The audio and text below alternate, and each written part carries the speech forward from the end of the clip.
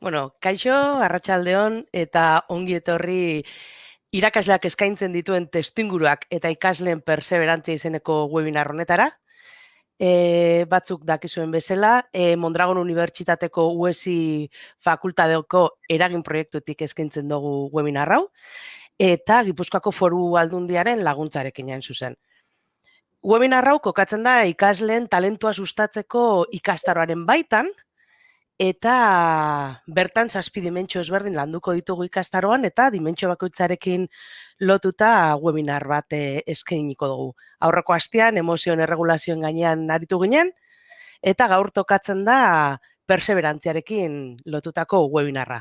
Bihar ere beste bat izango dugu, izaera kooperatiboarekin lotzen dena. Baina, gaurkoari helduko diogu eta honetarako perseverantzia lantzeko hain zuzen irakaslearen rolaren garrantziaz aritzea importantia dela uste dugu, eta honetarako Nagore Iñurrategi Irizar doktorea daukagu gaur gurekin. Nagore hezkuntza berezian diplomatua da, psikopedagogian lizentziatua da, eta berrikuntza eta esku hartzea hezkuntza inklusiboan doktorea. Bere, interesgune anitzak ditu, baina bereziki bere tesia kokatzen da ikastea kompetentziaren garapenean unibertsitateko graduko irakasleak martxan jartzen dituen testuinguru errestatzaileak aztertzeko tresna baten diseinu eta validazioan.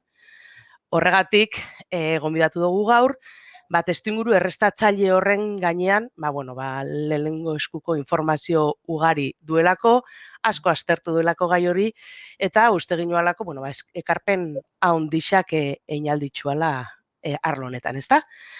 Orduan, Nagoreri hitza eman aurretik, gogorarazi nahi dotzuet, galderak, ekarpenak eta esan beharko guztiak txataren bidez egin ditzakezuela, hor eskumaldean goian daukazuen txat horren bidez, dagoeneko batzuk hasi zareteia erabiltzen, orduan edozen galdera, zalantza, ekarpen, komentario, bertan idazten joan lasai, eta gero bukaeran nik irakurrizko dizkiotzuen galderak eta ekarpenak Nagoreri, berak erantzuteko edo komentatzeko.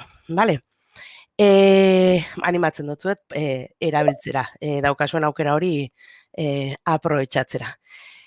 Bestalde jakin, webinarrean izena emon ostean, jasoko duzuela automatikoki bukatzen denean grabatutako bideoa erabiltzeko nahi dozuenean, partekatzeko edo nahi dozuen bezala, eta bestela ikastaroa gurekin egiten ari zaretenok ere, plataformara igoko dela. Eta nik uste dut argibide guztiak emanda, badala ni isiltzeko momentua, eta besterik barik, Nagore Iñurrategi Irizarren eskutan lagako dutzuet. Nagore, nahi dozunean. Asko, Ana, saiatuko naiz igotzen aurkezpena, ia asmatzen duten lehenguan, bai, ez da? Bai, primeran. Eskerrik asko, Ana, eta ongi etorri, ez dakit zentzu zaitzen horratzean, egitza esan testu inguru hau niretzat, ez dakit erraztalia da edo ez, baina, berezia desberdina eta apurtxo bat arrotza bai, baina, ongi etorri eta eskerrik asko horregotiarren, da anak esan da moduan, saiatuko naiz, zuekin konpartitzen, irakasleak eskaintzen dituen testu inguru horietan, erraztaile dien aldagaien inguruko gako batzuk edo, ezta? Eta, aukera daukazu etxatetik behintzat elkarrekintza edo eukitzeko nerekin, eta, edo zer gauza baldin badaukazue, aprobetxau. Animatzen zaituztet hortara, bai? Bestela, nik botako dut hemen prestatu dutena, eta baliagarria baldin bada, primeran. Ana komentatu zuen moduan, bere momentuan tesia, ikastea kompetentziaren garapenaren bueltan jorratu naban, eta hor, irakasleak eskaintzen daben testu inguruen gakuak definitzen, edo gakuak zeintzu ziren zehazteko saiakera bat egin naban, ondoren galdetegi bat diseinatu eta balidatzeko, ezta? Irakasleok aztertu alizateko, guk eskaintzen ditugun testu inguru horrek, zenbateraino izan daitezkeen errastaile edo behintzat ez oztopatzaile, ezta? Ikastea kompetentziaren bueltan egin naban, eta gaurko webinar hau prestatzeruzkoan egon naiz horrez, arilkatzen, ezta? Pertseberantziarekin eta lotura zuzenak eitzeko goguakin, ez? Eta hor, bai ikastea oso lotuta dago autonomiarekin, ezta? Eta ikaskuntza autonomo honek eskatzen dau ezinbestean ikasleari ekitea eskatzen dutza, ezta? Eta ekite horretarako bulkada edo motivazioa bada kontutan eduki behar dugun aldagai bat, bai? Eta pertseberantzia zer da ez? Motivazio hori edo ekiteko edo jarraitzeko pertsona daukan gaitasun hori, ezta? Eraginek argitaratutako gidan, ez? Jasotzen da pertsona pertseberantea bere helburua lortzeko bere arretari eta interesari epe luzean tinko eusteko eta horretan pasioz lan egiteko gaitasuna duen pertsona dela, ezta? Eta, hortxe dago, bere arretari eta interesari epe luzean tinko eusteko, ez? Horrek ezinbestean eskatzen dau motivazioa, ez? Helburu horrekiko motivazioa. Ertz desberdinetik heldu aldotza gu gai honi edo heldu aldiogu gai honi, ezta? Baina nik gaurko honetan prozesu hori lortzerako bidean egiten dugun irakasleok daukagun rolaz arituko naiz, ez, bai? Printzipioz, ikaston autonomoa izango litzake helburu, ezta? Horren eragine argitaratutako gida horretan bai, talentuarekin lotuta, ezta? Oso dago autonomiaz eta ez, ekiten daben pertsona hori izango litzakela helburu, ezta? Eta horrek eskatzen dau, besteak beste, prozesu hori autokudeatzeko gaitasuna, ez? Autonomia horrek autokudeaketa, ardura, ez? Eta ikaslaren konpromiso pertsonala eskatzen dau, Autonomia bera garatu egiten da, bai? Eta autonomia garatzen da testuinguruko baldintzak ala itxeko testuinguruak hori bideratzen baldin badago, ezta? Osea, baldintza horrek eragin handia dauke. Eta nik, arreta gundi hortxe jarriko neuke, testuinguru horretako baldintzak zeintzuk diren, errazteko autokudeaketa, motivazioa eta autonomia hori. Pertseberantziak pasioz aritzea eskatzen dago, ezta? Eta pasioz noiz aritzen gara, zango nukenik plazerra sartzen da nian jokuan, ezta?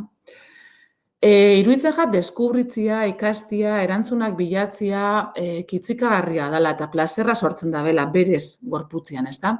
Eta hortaz beti nire galdera da ez, zergatik berez plazerra sortzen daben zerbait, kezka iturri bihurtzen dan berezkoa beharko lukeenean, ezta? Zergatik ibili behar gara hitz egiten, nola erraztu ikasleen motivazioa berez motibagarria beharko lukeen prozesu batean, ezta? Eta, honi bueltaka aritu izan naiz, tesian bebai, eta beste, nire pentsamendu hauetan, ez? Motivazioa bada ekintzara bideratzen gaitxoen bulkada, ez? Eta orduan, motivazioak ekintza edo prozesuaren baitan eukiko duten implikazioa zehazten dago, ezta? Kontua da, irakasleak edo testuinguruak, ez, eukiko da hemen paper garrantzitsua motivazioa batera edo bestera bideratua jartzeko. Hau da, karo, aurrez jarri duten galdera ez, berez kitzikagarria edo plazera sortzen daben prozesu bat baldin bada, zergatik eskatu. Kontua da, agian beti berez ez dugula eskaintzen, ez, plazerra edo kitzikagarria dan zerbait. Eta sortzen ditugun testuinguruak bideratzen dabela, motivazioa izatera, edo barnekoa, edo kanpokoa, edo ez, alde batera edo bestera duena. Hau da, zergatik jarri behar dut martxan nik nire prozesu, edo zergatik mantendu behar dut arreta interesa, zergatik egin behar dut egin beharrekoa, hori da motiboa, ez da? Eta motibo horren baitan, izango da berezkoa edo erantzungo dutza beste zerbaiti, ezta? Ni gaurkoan, barne motivazioan aritzeko testu inguruen nolakotasunak ekarri nahiko nituzke, bai? Hau da, ikasleak, pertsonak, bere barne bulkadari erantzunez ekiten da benian, ez? Bilatzen dagoena danean, bere asebetetzea, plazerra, ez? Deskubritzearen, eraikitzearen, gatazka horretan egotearen plazerraz ari garenean. Eta ez hainbeste, besteari erantzutea dagoenean edo kanpora begira dagoenean bulkada hori, ez? Bestearen plazerrei erantzutera dagoenean. Iruditzen jat, erronka bat ebasterakoan eta zerbait ikastean plazerra sentitzea lortzea izan behar dela gure helburua, bai? Orduan, irakasle moduan eskaintzen dugun hori, ez?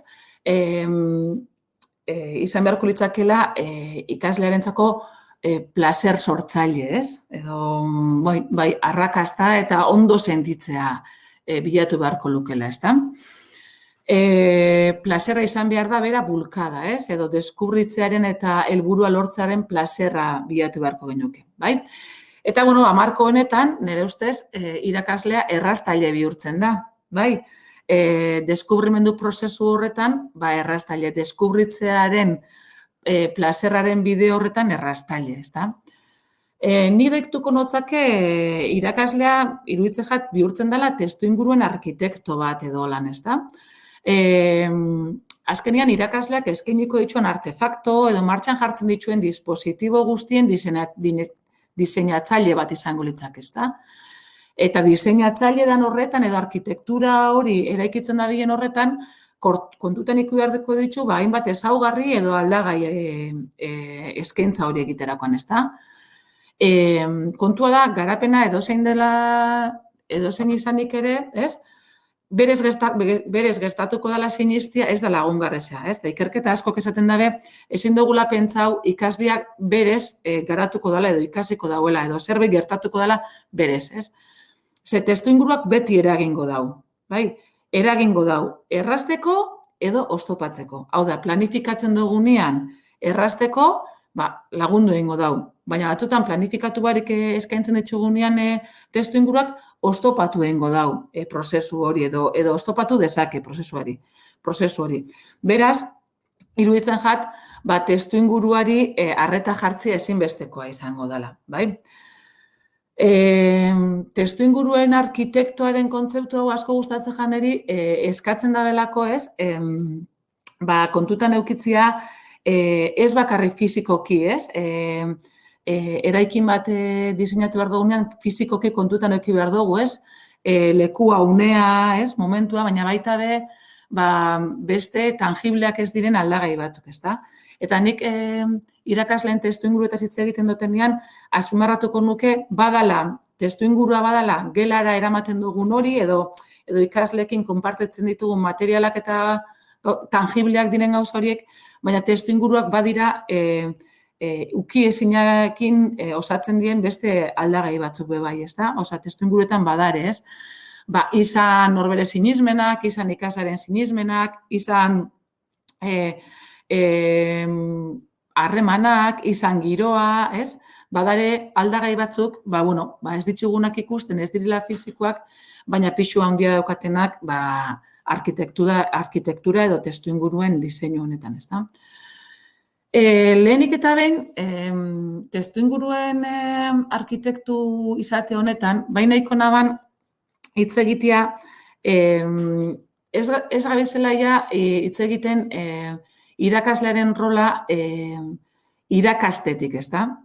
Aipatu duten moduan, irakasleari gehiago tokatzen jakuna da ikaskuntza erraztea, bai? Eta errazte horretan arkitektura horiek diseinatzea. Baina, ezertara pasatu aurretik, gustatuko litzaidak ezokin konpartitzea Barcelok proposatzen daben ikaskuntza erraztearen inguruko definizio hau, ez da? Berak dio, baldintza optimoak sortzea sari garela. Pertsonak taldearen hemen eta oraina beldurri gabe bizitzeko aske sentitzera bultzatuko dituzten baldintzak sortzeaz. Norberaren eraldaketa eta hezkuntzara irekia agertzeko jarrera piztuko dutenak. baldintzari gabeko bidaidetza egitea eta gertatzen diren talde gertakari guztiak enpatia ulertzea da. Talde esperientzia bizi duten pertsona guztiekiko benetako jarrera konprometitua izanik. Ikusten duzuen moduan, definizio honetan, azpimarratutako hitz-gako batzuk agertzen die, ezta? Eta badia, baldintza optimoak sortzeaz, bai? Eta baldintza optimoan nik lehen aipatu duten arkitektura hori izango litzak, ezta? Diseinu hori izango litzak, ezta? Badago horrez, aske sentitzea irekia agertzeko, ez? Badago hor, baldintza batzuk eramaten dagoena ikaslearen onarpena edo ikaslea bera izatea, ez? Prozesu honetan edo talde honetan individua bat ekingo dauena beretik, ezta? Eta bere barne bulkada hori hor presente eukitzeko beharra edo garrantzia azpimarratzen dagoena, bai? Baina badago bai, ez? Baldintzarik gabeko bidaidetza bat egitea, ez? Eta horren edo esatea, baldintzak jartzen dituela bidiak edo prozesuak edo pertsonak, ezta? Eta gu hor aldamenean egongo gala bidaidetza horretan errastale lanak betetzen, ezta? Eta bai horrekin taldea agertzen da, talde esperientzia eta konpromisoa. Ikusiko duzuen moduan, bueno, behin baino gehiagotan errepikatuko duten kontzeptu bat edo hitz bat izango dana, bai? Saiatuko naiz, testuinguru errastatzaileekin duten aldagaiak aletzen edo, bueno, hor azpimarratutako hitz berdinak ez badira be, nik definitu izan ditudan testuinguru errastaileekin harremana daukaten aldagaiak aletzen, bai? Aldagai gako batzuk ekarri dut zuekin konpartitzeko ona, ez dira bakarrak, baina, bueno, iruditu jat interesantiak izaleikela, bueno, tarte labur honetan zuekin konpartitzeko, bai? Niretako kontutan eduki beharreko aldagai gako batzuk eta izan, bueno, aldagai gakoak hauek izango liake, bai? Alde batetik testuinguruaren nolakotasuna hitz egitea nahiko naban zuekin, eta hemen baia testuingurua izan da ikaslarekin konpartitzen dugun espazio une konkretua, ezta? Hori alde batetik, beste alde batetik irakasleen ezaugarriak aipatu nahiko nituzke, badara hainbat ikerketa adierazten da benak, bueno, badarela ezaugarri batzuk irakaslenak, bueno, prozesuak errazten dituztenak edo, bueno, ezaugarri horrek agertzen dienean ikasleen prozesuak, bueno, arrakastatsuagoak izateko aukerak darela, ezta? Beste aldagai bada, irakasleak ematen dituen laguntza motak. Ez da horren beste zer egiten duen, baizik eta nola egiten duen edo nola bideratzen duen bidaidetza hori, ezta? Laugarren balitzake talde giroa eta harremanak, oda alderdi afektiboarik badakite webinar bat eduki duzuela honekin lotuta, baina, bueno, errastailen moduan, talde giroa eta harremanak edo alderdi horri dagozkionak aipatzea nahiko nituzke. Bosgarrena metodologia izango litzake, hau da, testuinguru batean aldagai errastaile moduan irakasleok erabakitzen dugun edo erabiltzen dugun metodologiak aipatu nahiko nituzke eta azkenik ebaluazioa. Orduan, nire ahalegina izango da aldagai gako hauek zuekin konpartidu, nire ulerme markoa zuekin konpartidu eta ahalegin du bakoitzen estrategiatxo batzuk helarazten. Orduan, bueno, alde batetik egongo litzake testuinguruaren nolakotasuna, ez? Lehen aipatu dutzuet, ez? Oraingo planua izango litzatekela elkarrekitza sortzen den une espazio konkretu hori, bai? Hau da, hasieran aipatu dutenean testuingurua, esan dut, dispositibo osoa, tangiblea dana eta intangiblea dana, eta hemen etorriko nitzake elkarrekitza sortzen den une espazio konkretu horretara, bai? Eta testuinguru honen nolakotasunean ekarri dut, pare bat ohar edo pare bat ideia zuekin konpartitzeko, bale? Ikerkete diot eta nik landu dutenakin lotuta oso importantia edo azpimarra jartzen da era autonomoan eta esanguratsuan pentsatzeko testuingurak eskaintzia ikaslei, bai?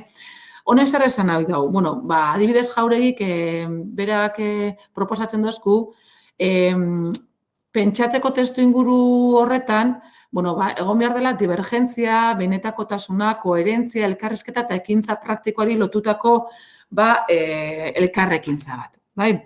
Esan nahi dau, ikasleek aukera izan behar dutela, guk eskaintzen diogun testuinguru edo elkarrekintza horietan,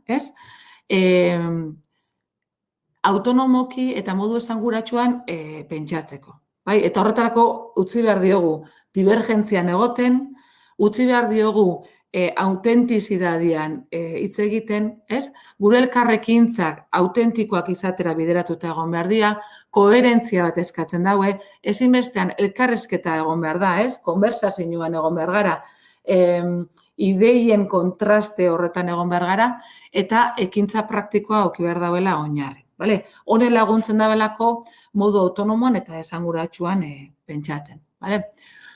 Eta azpimarra jartzen dut berriro ere autentikoa diren egoerak. Ikusiko duzue pertseberantzian, motivazioan, autonomian, ikasten, eta aipatu ditugun hauetan guztietan eragina handia daukala eta askotan aipatuko dutela ze importantia dan autentikoak edo benetakoak diren egoerak, ikusiko dugu praktikak, ikusiko dugu ze importantiak dien autentizidadia hartzen daben prozesua, bai? Zergatik konplexuak direlako, eta konplexutasun horrek laguntzen dutzalako ikasleari, hainbat eta hainbat estrategia aktibatzen edo konplexutasun horretan kokatzen, ez? Eta horrek laguntzen dabelako errealitatea bere globaltasun horretan aztertzen. Dauzkan ziurgabetasun egoeretan aritzen, eta adibidez, bere ikabuz erabakiak hartzen laguntzen dieten egoerak izaten die. Orduan, badira, testu inguru honetako pare bat ideia ekarri nahi notzuen konpartitzeko, ikusteko, abia puntu moduan edo kontutan eduki beharreko ideia gako importante badala, testu inguru konplexuak, edo egoera konplexuak. Oso importantiak direla, benetan ikasleak eukitzeko egoera horretan involukratzeko biharra. Edo egoera horri, edo erronka horri, edo aztergai horri, edo, lehen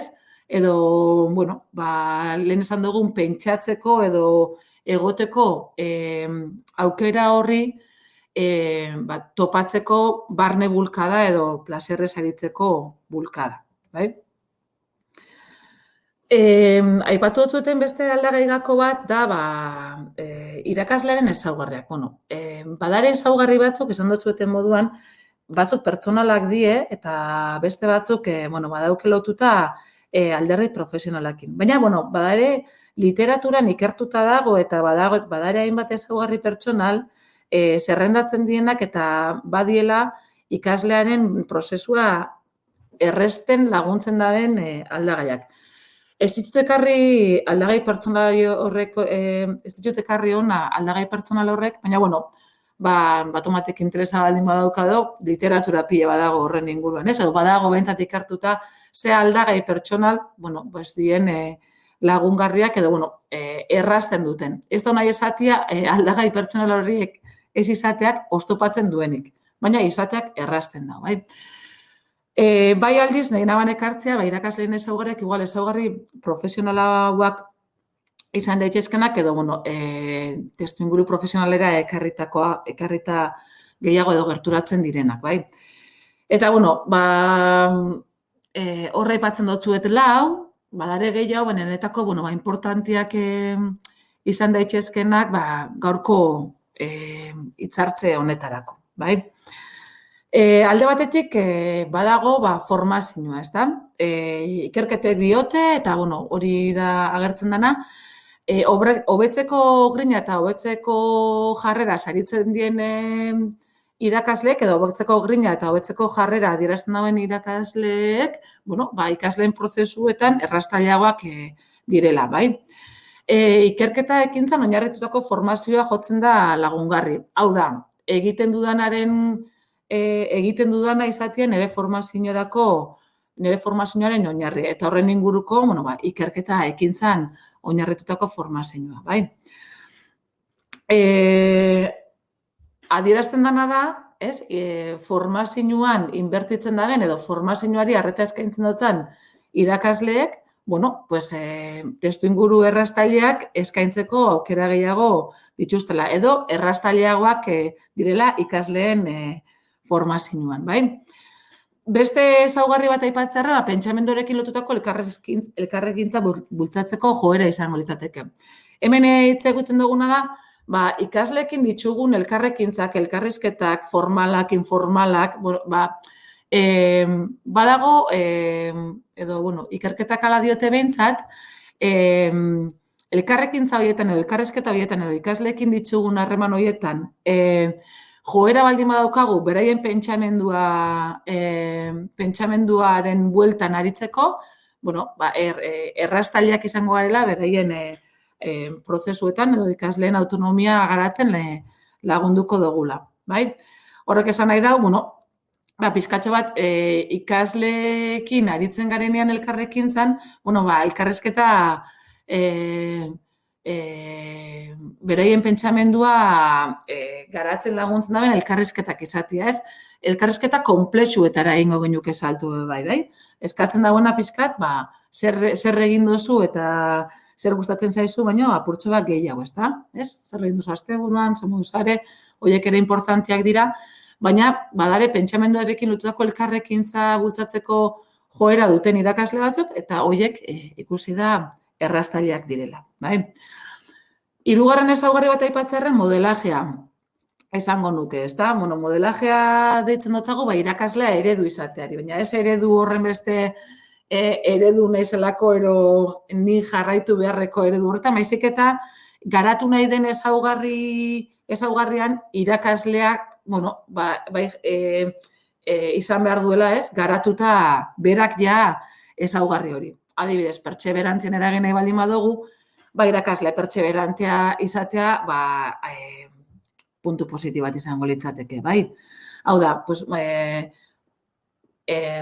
autonomia garatu nahi baldin badugu, modelajearen bitartez ez guk joatea ikaslearekin ekintza autonomoetan laguntzen, bai? Eta laugarrena konpromisoa izango litzateke. Badago, eta hemen ikertu da, eta badare hainbat aditu, irakaslearen konpromisoak zuzenean eragiten duela ikasleen prozesuetan, ez da? Konpromiso altua adierazten daben irakasleen ikasleek, prozesu arrakastatsuak dituztela adierazten daben ikerketa ditugu. Eta konpromisoa bi aldetatik, ez? Ikaslearekiko konpromisoa alde batetik eta irakaskuntzarekiko konpromisoa izango litzake bestaletik, bai? Lehenengoa izango litzake, ikaslearen prozesuarekiko ardura eta horrek dituen implikazioa, ez? Konprometitzen garela, bere prozesuaz arduratzen gara eta, pixkat horre dituen implikazioa. Eta bestetik, irakaskuntzarekiko konpromisoa izango litzake, pixkat lanbidearekiko daukagun atxikimendua edo, ez? Edo, identidaderekin oso lotuta agertzen den gako edo ezaugarria, bai? Hau da, gure lana, pasioz eta zentzuz bizitzearekin lotzen da irakaskuntzarekiko konpromiso hau, bai? Eta, lau hauek izango liak ezaugarriak aipatzearen, eta, estrategia batzuk ekarri dutzuet, ez? Eta, adibidez, konpromisoan eragiteko, ikaslearekiko konpromisoan eragiteko oso importantea da, ikasleen prozesuekiko espektatiba positiboak izatea eta ajustatuak, bai?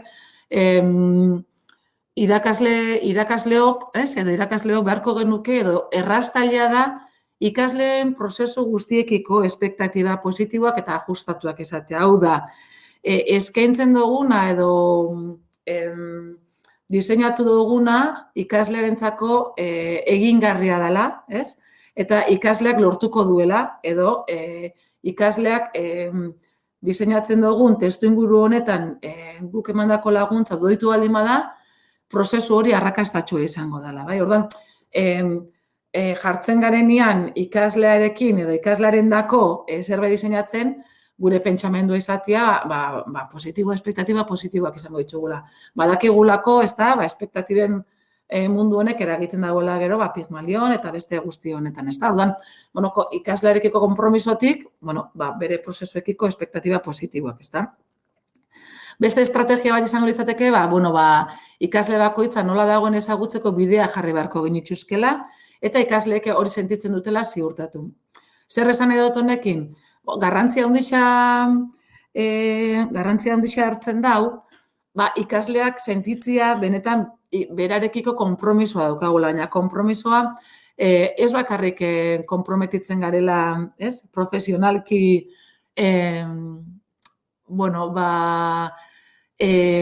eskaintzera gure ezagutza eta hori ere bai, baina ikasleak ikusten da dela badagola konpromiso emozional bat inkluso, ez? Harremanetan edo, ikustia guretako importantea dela bera, ez? Ikasle bakoitza importantea dela eta guretako hor dagoela eta existitzen dela, ez? Eta, horretarako jarri beharko ginuke, bideak, ez? Jakitzeko, nola dagoen, besterik esan, eta gainera berak sentitzea guk hori egiten dugula, ezta? Guk bidea jartzen ditugula jakiteko bera hor dagoela eta bera badela nor guretzat, ezta? Eta hori, modu baten edo bestean, esatearekin ez da nahikoa, ezta? Sentitu egin beharko luke, sentitzen dutela ziurtatu beharko ginuke, bai? Eta hori lotzen da ere pixka bat konpromisoa ikaslearekiko, ezta? Eta gero, hirugarren bat, norbere praktikaren azterketa sistematizatzea da, estrategia bat irakasleen ezaugarri honetan, nik uste dut laguntzen dauela asko, ez? Ikusteko, gero aipatuko ditudan estrategiak edo gakoak edo, zenbateraino horri arreta jartzen diogun, ez? Non daukagun jarrita arretaz, zeintzu diren gure jarduna bultzatzen daren printzipioak, nora begira gauden, zeri ematen diogun garrantzia, ez da? Eta, orduan, praktikaren azterketa sistematizatu hau, badago lotuta gure lanbidearekiko konpromisoarekin eta formazioarekin eta beste hainbat gauzekin, ez da? Baina, irakasleen ezaugarrietan eukitzia gure praktika aztertzeko ohitura, konpromisua eta zintzotasuna, estrategia interesgarri bat dela iruditzen jat. Beste gako batera ingo dut salto eta irakasleak eskaintzen duen laguntza mota aipatzea nahiko naban, ezta? Eta, laguntza mota hitz egiten dugunean, nahi duguna esan da, ikasleari, ez? Ikaskuntza testuinguruan aritzea edo, ez? Testuinguruetan etengabeko ahalegina egitea eskatzen jako, ezta? Etengabeko ahalegina ulermen eta ekintza, ez? Ulermen eta pentsamendu ekintza ahalegin badago etengabe, ez? Ikaskuntza testuinguruetan aritzen denean, ezta? Eta ahalegin horretan, ez? Iruditzen janderi, irakasleak eskaintzen daren laguntza mota horretan, erraztaile izateko erronkak eta proposamenak egingarriak eta lorgarriak esan behar diela, bai? Gune baldin badugu, ikaslearen ahalegin hori benetan, ez? Izatia ahalegin bat ondo bideratuta, ez? Erronka eta proposamenak egingarriak eta lorgarriak esan behar dira, bai? Hori da laguntza mota bat, bai? Laguntza ez dugulako ulertzen zuzenean egiten dugun interbentzio bat, bai? Baizik eta laguntza da prozesu hori ikaslearentzat egingarria edo prozesu hori arrakastatxoa izateko guk antolatzen dugun, ez? Sare hori izango litzateke, ez? Trapezistak egin behar da benean bere ibilbidea, jakitea, ez? Hor badaukala, erabili alditxuen erramintza batzuk eta inkluso azpiko sarea, bai? Orduan, laguntza mota hasten da diseinutik, eta orduan erronkak eta proposamenak egingarriak eta lorgarriak, bai? Orduan hor jarri beharko genuke indarra. Prozesua ikasleak egin behar dabela ezin dugu ahaztu, ezta? Orduan, diseinatzen dugun hori ikasleak egiteko modukoa izan behar da, eta hor eskaini beharko genukena da izango litzake laguntza doitua behar duena, ez gehiago eta ez gutxiago, bai? Eta, pixka bat marko honek eskatzen duena da, ikaskuntzaren kontrola irakasletik ikaslera pasatzea, bai? Ikaslea boteretzia eta egitea bere prozesuaren, ez? Bere prozesuaren kontrola berak hartzea. Baina horretarako, ezta? Estrategia zehatz batzuk konpartitzen dutzuetez, ezinbesteko izango da alde batetik ikaslearen autoezagutza bultzatzea, bai? Ni kontrola eraman alizateko, nire prozesuaren kontrola eraman alizateko, ezinbestean nire burua ezagutzea importantia da, bai? Bestalde batetik helburua partekatu eta elkarrekin eraikitzea estrategia oso interesantia da. Hau da, prozesua ikasleak egin behar dau, bai? Beraz, iritsi behar dan helburua edo lortu behar den helburua, elkarrekin definitzen baldin badugu, edo gutxienez partekatu eta elkarrekin ulertzen baldin badugu, segurazki prozesu horren kontrola izateko aukera gehiago izango ditut, bai? Hor hizkuntza komuna ziurtatu, ez? Oso importantea da, berdin ulertzen dugula, ez? Ikasleak irudikatzen duen helburua edo planteatzen diogun erronka edo proposamen hori, naiz eta hitz berdina eduki, batzotan ez dugu berdina ulertzen, ezta? Orduan ziurtatu hizkuntza komuna erabiltzen dugula. Horrek erreztuko bai dio ikasleari jakiteko momentu oro non dagoen, nora jo behar duen, zer daukan egiteko, zer egin duen, ez? Pixka bat hizkuntza horrek laguntzen duzkuna da gure elkarrizketa erraztia eta bidean eman beharreko pausuak hobeto ematia. Orduan, hizkuntza komuna ziurtatu horretan, elkarrizketa sustatu beharko genuke eta elkarrekin hausnartu eta adostu.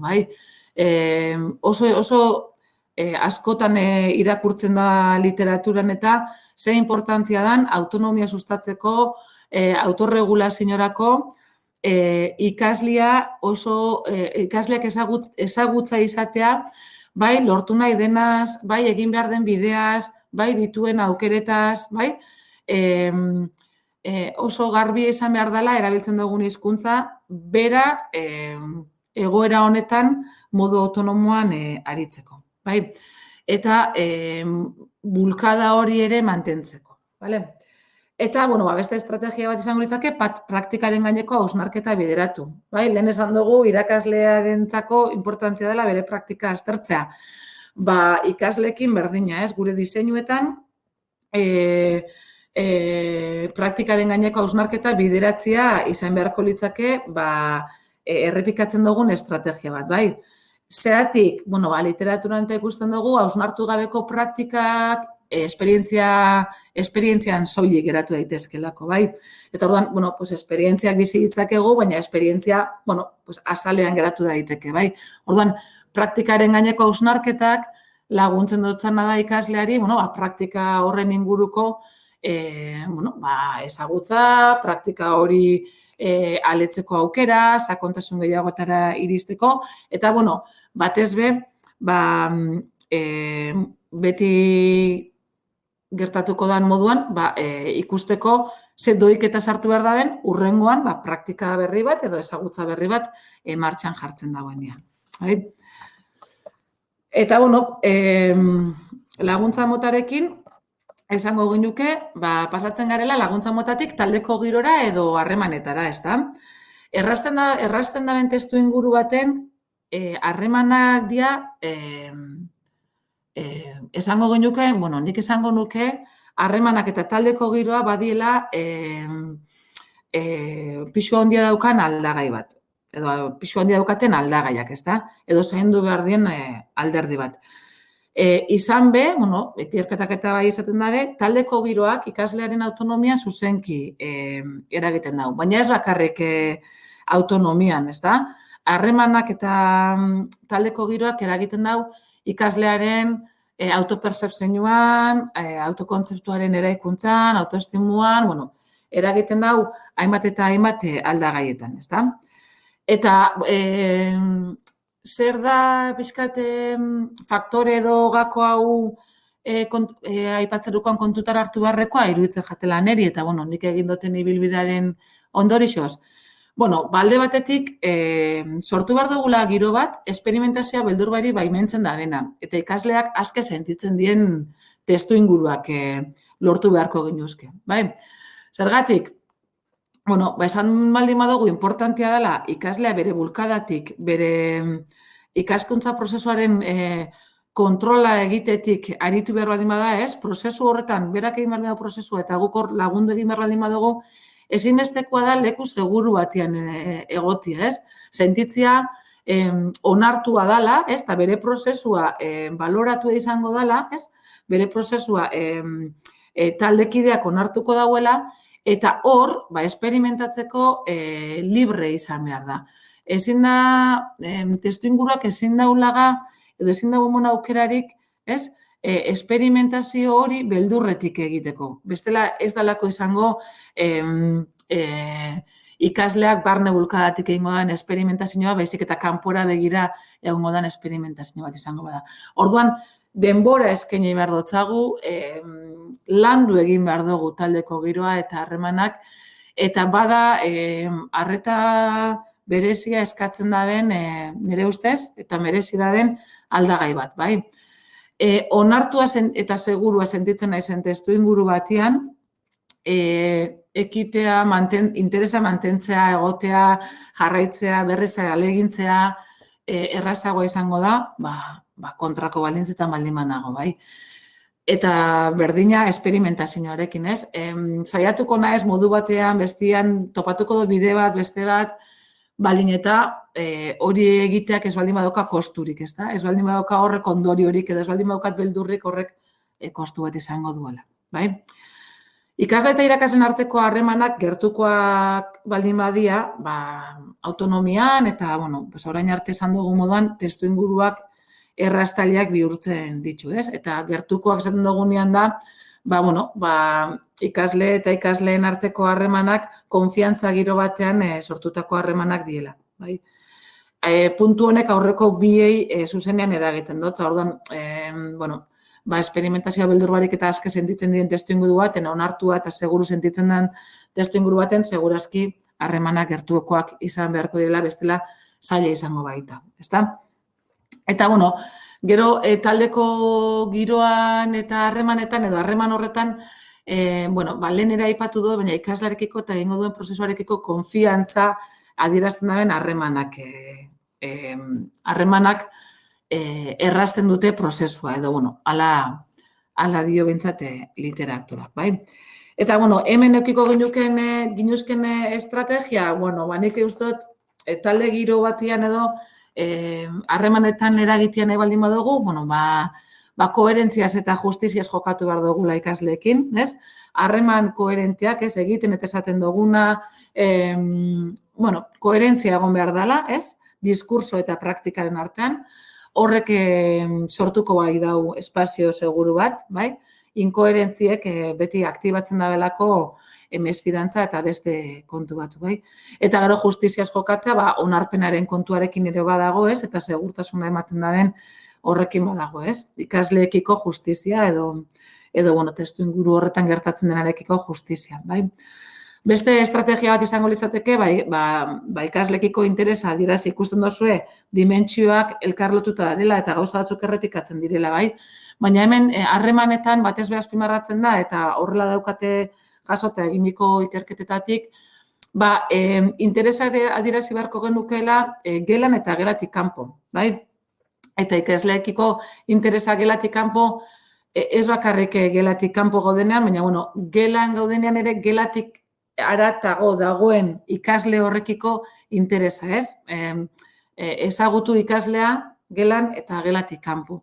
Horrek erraztuko bai dau harremana gertukoagoa izateko adibidez, ezta? Gero beste estrategia izango litzateke adibidez, ikasleen arteko harremana bultzatzen dituzten elkarrekintza egoerak sortzea, ezta? Berdinkideen arteko laguntzak sustatzea oso importantea izango da, taldeko giroa eta harreman horretan, ezta? Aipatu duten moduan laguntza motak aurreko gako moduan gut diseinatu behar duguna da dispositibo desberdinak prozesu horretan ez laguntza doitua izateko. Eta ez daukagu zetan irakasleok izan laguntza hori eskaintzen duguna, ezta? Laguntza hori izan dugu moduan diseinutik etorri leike, ez? Baina bai etorri leike, berdinkideen arteko laguntza sareetatik, ezta? Baina hori ere diseinatu, prestatu eta pentsatuta egin behar dugun zerbait da, estrategia moduan erabili beharko genukeen zerbait da. Elkarren arteko harremanak bultzatu eta horrek giroan eragiteko bai, ezta?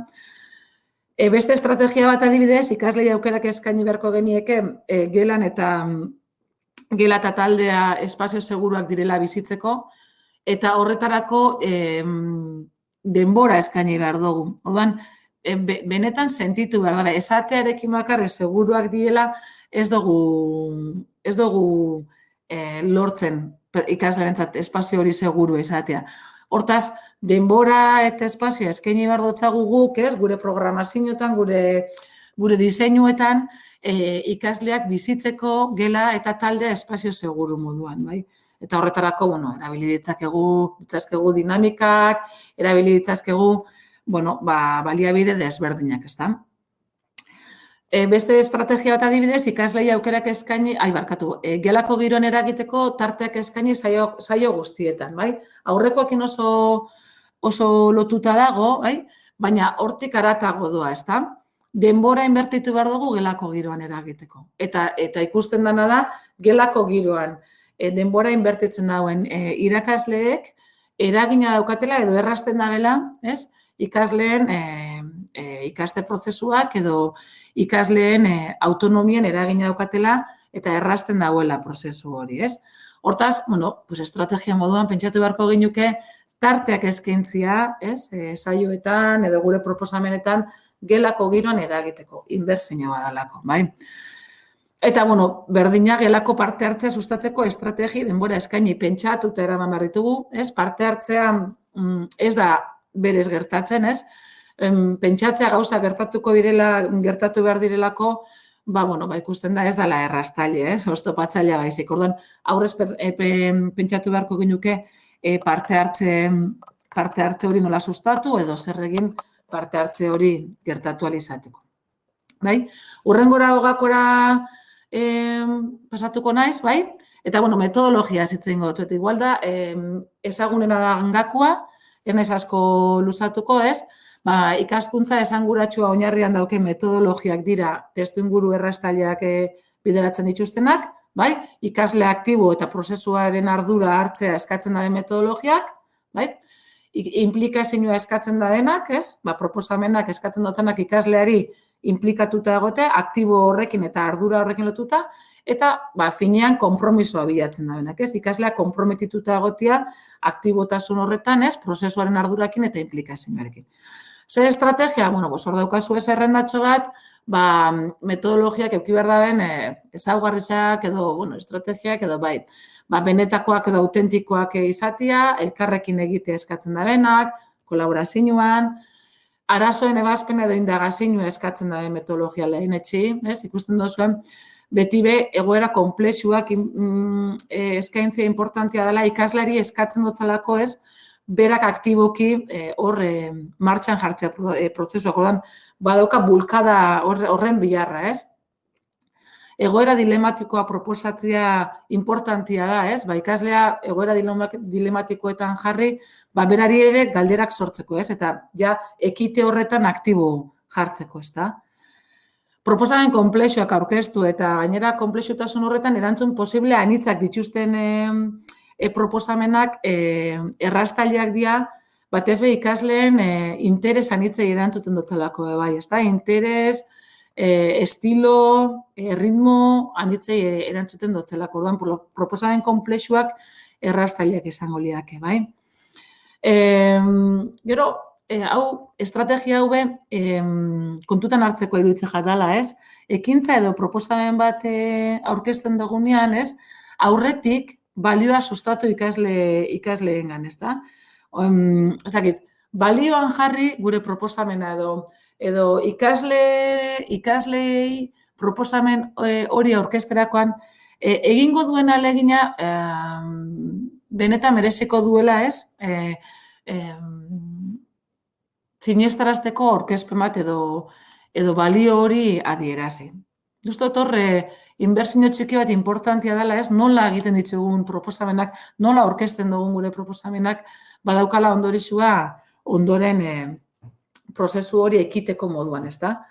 Eta gero, metodologietan erraztaile da, ikaslea behar duen guztia eskura izatea, hau da, prozesuaren mapa edo bidea argi eukitzea, eta denbora guztian zertan eta zertarako ari den garbi eukitzea, eta hor laguntzak, ez? Edo laguntzazko referenteak non dauden edo zeintzuk izan daitezken argi izatea. Eta azkenengo gakoa eta ja bukatze aldera, bai? Ebaluazioa aipatzea nahiko naban. Azkenerako lagadot, baina egia esan behar baldin badot, ikaskuntzan eragin handiena ez dakit, baina oso handia daukan aldagaia dela, bai, ez? Eta literaturan be, olaxen adierazten da, eta kezka handixe sortzen da ben kontua da. Claro, beste guztia aldatzen baldin badugu, edo testuingurutan beste guztia kontutan hartzen baldin badugu, baina ebaluazioa mantentzen baldin badugu, testuingurua erraztaile bihurtzeko margen handia edukiko dugu, bale? Orduan, bueno, eskatzen da bena da, marko honetan, edo orain arte berbein dugun markoan, ebaluazioaren ikuspuntuarekiko aldaketa bat egitea, eta pixka bat ikaskuntzaren ebaluaziotik ikasteko ebaluaziora pasatzea, ezta? Beti be, azken helburua ikaskuntza eta irakaskuntza hobetzea izango litzake marko honetatik, bai? Eta honek planteatzen da da ikaskuntza eta ebaluazioa bereizi ezinak direla, ez? Ezin dugula ikaskuntza hitz egin eta ebaluazioa hitz egin, ez? Ikaskuntza hitz egiten ari garenean ebaluazioa ari gara eta ebaluazioa ari garenean ikaskuntza ari gara, bai? Eta eskatzen duena da ikasleak prozesuaren kontzientzia hartu eta erabakitzea eta doikuntzak egitea etengabez, kontziente izan, kontzientzia horretan erabakiak hartu eta doikuntzak egitea. Orduan, ebaluazio mota hau bada prozesua errazten daben ebaluazioa. Ze estrategia? Dinamikak planifikatu erritxugula prozesuan ziar eta ez bukaeran bakarrik edo hasieran bakarrik prozesuan bertan arreta jartzeko. Ikaslei lagundu behar diegula etengabez praktikaren gaineko hausnarketak egitea eta hortarako planteamenduak eraman behar ditugula gelara. Ikasleak une oro eukitzia aukeria jakitzeko zertan ari den, horrekiko pentsatzen egotia, zer egin duen, zer behar dituen, pixka bat praktikaren gaineko hausnarketa edo prozesuaren gaineko hausnarketa eitzeko aukerako eki behar ditu. Baina aukera horrek ere ezin ditugulaga hausaz gertatuko direla ezin dugu pentsatu. Izan behar da zerbait, guk ere planifikatuta eta prozesuaren baitan ikusten duguna. Eta, ikaskuntza eta ebaluazioa kudeatzeko gaitasuna dituela sentiarazteko proposamena diseinatu beharko ditugu, Eta hortarako laguntza nola bilatu garbi adierazi. Hau da, ikasleak bai sentitu behar da bena da gaitasuna daukala ikaskuntza eta ebaluazioa kudeatzeko. Kontrola berak euki behar baldin badau, bizi behar dau kontrol hori daukala. Eta euki da aukera ebaluazio hori kudeatzeko gaitasuna daukala sentitzeko. Orduan, proposatu beharko dinuzten ekintzak, laguntza doitu batekin, ikasleak bizitzeko gai dela bere prozesua ebaluatzeko, eta kanpotik ere jasotzen baldin baditzu inputak, berak input horrekin badaukala aukeria, berak ikusten duen hori, eta bere prozesu horren inguruko hausnarketa egiteko, Eta, salto indot, baina estrategia egitea nahiko naban aipatu arrakasta eta porroten aurrean egiten diren egozpenen kudeaketa. Estrategia hau asko aitzatzen da, edo, aitzatzen da, egozpen estiloek badaukatelako ikasleak bere autorregulazioan, ikasleen autorregulazioan eragin handia dauka, ezta? Egozpenen kudeaketak laguntzen dau kontrola barruan jartzen edo kontrola kanpoan jartzen, ezta? Eta irakasleek zer esan handia omen daukagu egozpen estiloak eraikitzerakoan.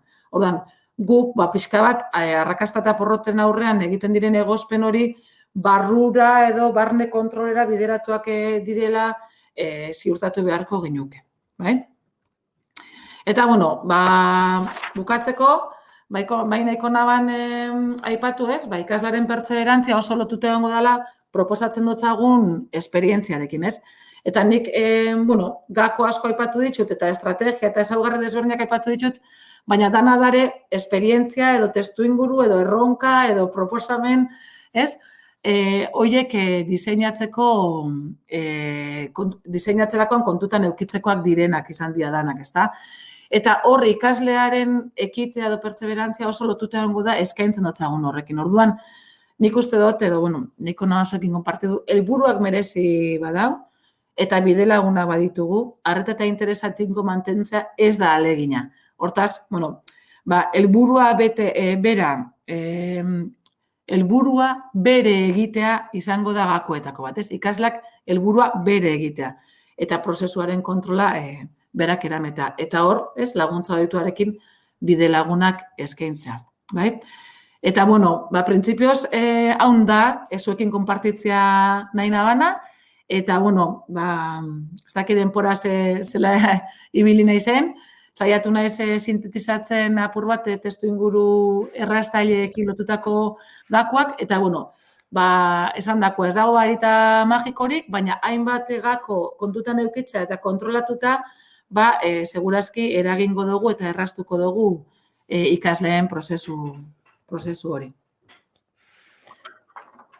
Bueno, eskerrik asko, Nagore, oso hitzaldi interesgarria, nik uste dut pista asko eta truko asko eman dituzula, ez dakite denporaldetik saiatuko gara, nahiko fidelak izaten, aurre ikusitako tarte horri, baina, badauzkagu hor minututxo batzuk, norbaitek zerbait galdetu, aipatu edo esan nahiko balu, txataren bidez egiteko.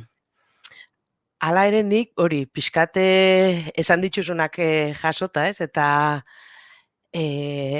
saiatu naiz eta joan naiz, ze zalantza, baina joan zeran ikuste dut, ez, erantzuten poliki-poliki sortzen zian galdera guztiak eta joan za oso ideia zehatzetara. Pixkaban labur bilduz esan duzun guzti horrekin, bai eukidot momentu baten sensazioa, ez, horre txataren beste aldian daren gehienak, horra aipatu dituzun hainbat ezaugarri dauzkela, ez? Implikazio, formazio, kompromiso, ez? Motivazio, ez? Hainbat, olako hainbat eta hainbat, ez? Ezaugarri eta, badala zerbait, ez? Batzutan, usot interesantia izaten dela, ez dakit dan ideia batzuk berrestea, ez? Beti edo praktika batzuk berrestea eta beste berri batzuk bada erela, ez? Nik badaukat horre zerrenda txorretatik hainbat elementu edo igual alde batera momenturen baten lagata zerenak, ez? Pixkat berrartzeko, ez? Ez dakite norbaitek zerbait esaneko alu edo bestela, hemen utziko ginuke, nik uste dut Nagorek informazio eta pista asko mundu eskula, eta pixka bat igual badaukagu, ez? Bai saioak esaten dago oso baliagarria izan dela, nik uste dut estrategia asko eta ideia asko oso bideragarriak izan diala, ez? Eta horrek laguntzen dabela, ez? Geroko praktikan. Nik uste dut testu inguru errastaile bihurtzen gan momentuan, ez? Niri pasau izan jatena bentsat, ez da, badagola hor momentu bat, ez, ikaskuntzaren kontrola edo botere harremanetan, hor mobitzen garen ez, irakasle horretan badagola aldaketa potente bat, ez? Eta hor, igual daukagula gezau, begiratzea zeintzu diren gure hautematea, gure eskemak, ez, formazioa egiten dugu du, motibatuta gare, konpromisoa daukagu, baina igual, rebisatzia nondik egin dugun oinarte, ez? Eta, niri behintzat, nik neuk egin behar izan dute alegin hori, ez? Ikaskuntzaren kontrola, bai? Nik eukitzetik egitana, mi tesoro hori, ez? Dala, konpartidu hau atan. Ibaldi madugu benetan ikaslea implikatzia, ez? Implikazio horrek eskatzen da bela, igual gauza gehiotan, erabakixetan parte hartu behar da bela, helburuen zehaztapenetan, bideak egitekotan, hori esan pizkate konpartitzen, ez? Eta bai, konfiantza hori eman, eta hainbat ideiekin gelditxo naiz, baina ez dela ezer espektatiba horrekin kontu zibili behar dan hori, ez? Ezin dugula ezer espero eta inbertsioen kontuakin, ez? Hainbat elementuetan inbertitzea dela, ez? Harreman horrek sustatzea hainbat denpora galtze hori, askotan kurrikulumaren estutasunarekin eta egin beharreko guztiekin, ez? Badirudi denpora galtze badala, baina inbertsioak dira, ez? Eta, esan duzun bezala gainera dana baldin badago literaturan horrela jasota zerbaiteatik izango da, ez? Orduan. Nik etezian berretxi besterik ez dutein. Oso, ondo. Pixka bat horre txata aktibatu da eta eskertza mila, baliogarritasun da, laguntasuna azpimarratzen da, egunerokotasunarekin daukan lotura eta ekarpena, oso errestatzailea izan dela esaten dabe baita, ez? Ondo laburtuta, ez? Bueno, lan polita, eta bueno, dana eskerrak, Nagore, orduan, nik uste dut, bueno, eraginetik, eskerrak, ematia indozun aleginagatik, eta prestutasunagatik, eta, bueno, plazer bat izan da. Gogoratzen dutzu, bihar beste webinar bat egongo dela, eta hau egongo dela lotuta izaera kooperatiboaren lanketarekin, eta dimentsio horrekin lotuta bereziki gure apostua izango dela ikaskuntza zerbitzuaren gainekoa. Orduan gure lankide Oxelek kokatuko dau testuingurua, eta gero Nekane Goikoetxeak lankideak ere praktikaren bat aurkeztuko dozku, eta Arizmenditik Nagore Iraolak ere. Orduan, gonbidapena, mila esker zuei, beste kaldian egon zaretenok, eta... Kasuana? Bai, nahi duzun dena. Metodologietan da testuinguru errastaileetan ikaskuntza zerbitzua da aipatzen den bat eta nahiko errastaileetan testuinguru moduan izendatzen dena. Dinot baina. Bale, orduan lotzen dugu biharkoarekin, hemen gonbidapena bihar ere parte hartzeko, eta mila esker eta hurrengora arte. Eskerrik asko zuei bai. Hala, eskerrik asko horra onzaten bai, eta hurrengora arte.